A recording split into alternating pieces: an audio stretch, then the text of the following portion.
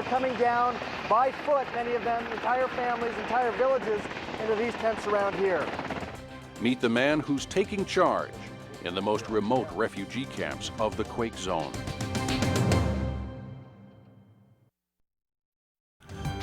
Now, back to Dr. Sanjay Gupta from the Quake zone. Here, You just got a call, said. we just got a call, and by the evening, 9th, I think we were here. On October 9th, just one day after the earthquake, Colonel Ahmed Fraz flew straight to the epicenter. When he arrived, the Alai Valley was a bloody, muddy, broken mess. Amid criticism that the Pakistani army was too slow to act, Fraz and a small group of troops are assigned to turn Alai Valley into a safe refuge for tens of thousands of people. The valley is in northwest Pakistan. It is among the most remote and difficult to reach places in all of Asia. To understand what was happening to the people here meant paying the colonel a visit. We started by car, bone-crushing hours in a small van. So we are traveling through the mountains here near a place called Bagh, which is one of the worst hits area by the earthquake. And I mean, you can't escape it. It's inescapable all around us, the devastation by the earthquake, all these buildings. And impossible to travel by car to areas higher up in the mountains. Landslides had destroyed many of these ancient roads beyond repair. A helicopter was the only way to get to the colonel. Though these mountains may look desolate, hundreds of thousands of people live here. Tens of thousands have already died, many of them children. Many more are still alive, but profoundly vulnerable. After surviving untreated injuries, dehydration, starvation, and outbreaks of disease, there is now a good chance untold numbers could freeze to death.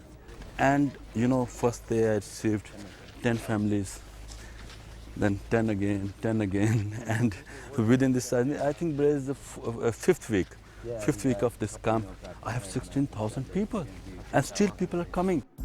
Many of these people have never left their small plots of land. Getting them to come to the safety of this camp meant thinking like they do. That means Colonel Faraz and the private aid agencies working here are caring not just for these people, but also for their livelihood. A lot of these people would not have come out of the mountains, would not have come to camps like this, unless they could bring their animals with them, their livestock. That is their livelihood. In so many places, we've heard this over and over again, they treat their livestock better than they treat their own children in some ways. They're not only members of their family, but they're also a significant source of income. And what this organization has done here, Save the Children, USAID, actually create a place not only to keep the animals warm, safe from the elements, but also to provide them food. And that was a big incentive to actually allow many of these families to come down here. And they continue to come. Make no mistake, there has been a long, deep distrust of the military by the mountaineers. Yet they still line up because they believe in Faraz. Look how organized they are now. Yeah.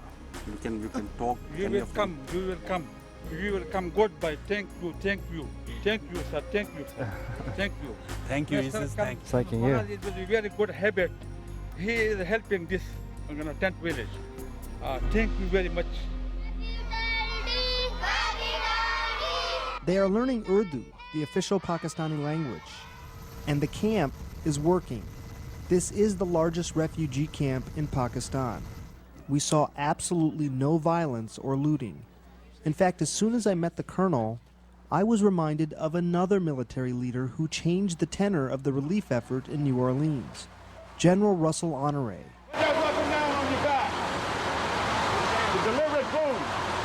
Both men have proved a critically important point about relief. Money and resources alone won't promise success.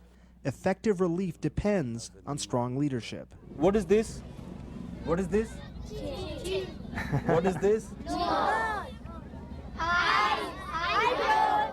Turns out saving lives wasn't Fraz's only agenda. He wanted to tackle something much more profound. He hopes this tragedy can help bring Pakistan into the 21st century, learning new languages and changing the culture. Okay, Sanjay. Okay, she will tell you the national anthem. Small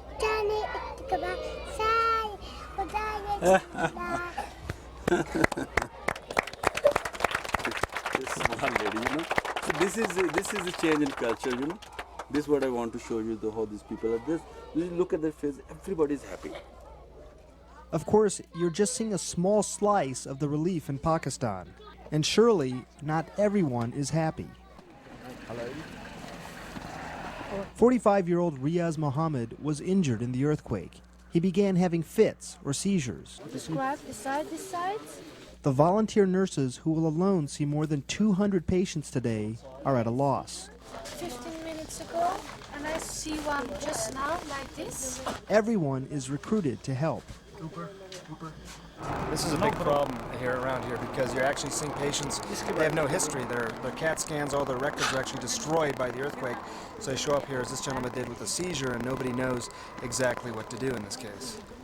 You can just drink this? Yeah. That's it. That's good. Okay. Tastes pretty good.